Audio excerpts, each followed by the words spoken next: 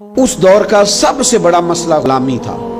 آج بھی مسائل ہوں گے، ہمارے ہاں سب سے بڑا مسئلہ پیسہ ہے، تو لوگ سمجھتے ہیں کہ بس کسی طریقے سے یہ آ جائے تو شاید باقی سارے مسئلے حل ہو جائیں۔ حالانکہ کسی پنجابی شاعر نے کہا تھا کہ دل دے اندر وسن والا مالک یہ مہمان نہیں ہوندا تے چوکھا رزق بھی جوڑ لئیے تے بانج نصیبوں کھان نہیں ہوندا۔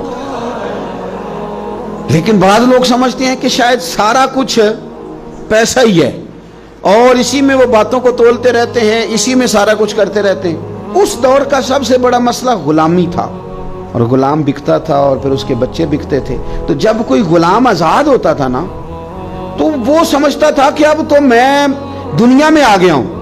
آزادی ایک بہت بڑی نعمت ہے، بہت بڑی نعمت۔ بندہ جب آزادانہ گھومتا ہے نا، دیر کے بعد ایک قول پڑھا حضرت علی کا، شاید پہلے پڑھ لیتے تو کچھ سوچیں اور ہوتی۔ آپ نے فرمایا تھا اسے مبارک ہو جسے تھوڑے لوگ جانتے، اسے مبارک ہو۔ ایک وقت ایسا آتا ہے کہ انسان تو اپنی مرضی سے اپنے دوستوں کے پاس بھی نہیں بیٹھ پاتا، وہ تو اپنی مرضی سے گھوم پھر بھی نہیں سکتا، ایسے حالات اس پر آتے ہیں۔ آزادی ایک بہت بڑی نعمت ہے زندگی میں، اسے سمجھے۔ تو اہل عرب کے ہاں غلام کا آزاد ہونا اتنی بڑی نعمت تھی کہ وہ بندہ سمجھتا تھا دنیا میں ہی آ جایا ہوں۔ حضرت زید بن حارثہ نبی پاک کے غلام ہیں، بچپن میں کسی نے اغوا کیا، مکے لا کے بیچا، اور پھر حضرت خدیجہ الکبریٰ رضی اللہ تعالی عنہا کے ذریعے حضور کی بارگاہ تک آ گئے۔ ان کے والد اور چچا اور ایک روایت میں ان کا بھائی پیسے لے کے حضور کی بارگاہ میں آئے، کہا ہمارا بیٹا آپ کے پاس ہے، یہ پیسے لے لیں، ہمیں دے دیں، ہم نے لے کے جانا ہے۔ تو نبی کریم صلی اللہ علیہ وسلم نا بات سن کے مسکرائے۔ کچھ مسکراہٹیں بڑی معنی خیز ہوتی ہیں۔ حضور مسکرائے، فرمایا میں زید کو بلاتا ہوں، اگر وہ تمہارے ساتھ جانا چاہے تو یہ پیسے تم ساتھ اپنے پاس رکھو، ایسے مفتی لے جانا اگر جانا چاہے۔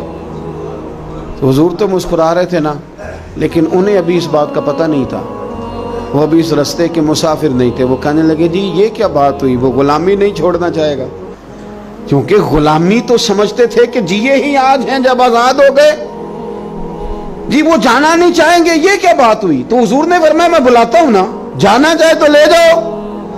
اللہ کے رسول صلی اللہ تعالی علیہ وسلم نے بلایا، جناب زید بن حارثہ آئے، فرمایا والد اور چچا آئے ہیں، یہاں ایک روایت میں تمہارے بھائی آئے ہیں۔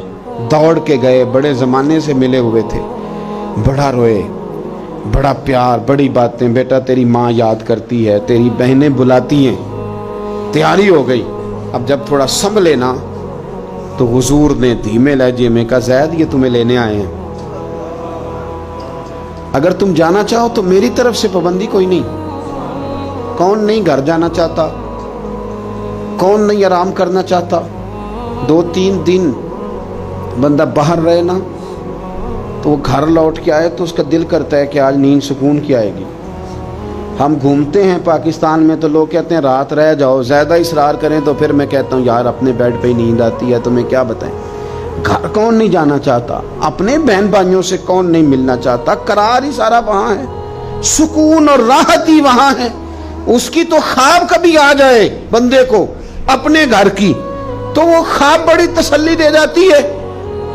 تو حضرت زید سے حضور نے فرمایا جانا چاہو تو چچا کا تو خیال تھا نا کہ یہ دوڑ لگا دے گا، یہ بھاگ جائے گا، گھر قریب آتا ہے تو حضور بھی سواریاں، مدینہ قریب آتا تو تیز کر دیا کرتے تو یہ تو دوڑے گا۔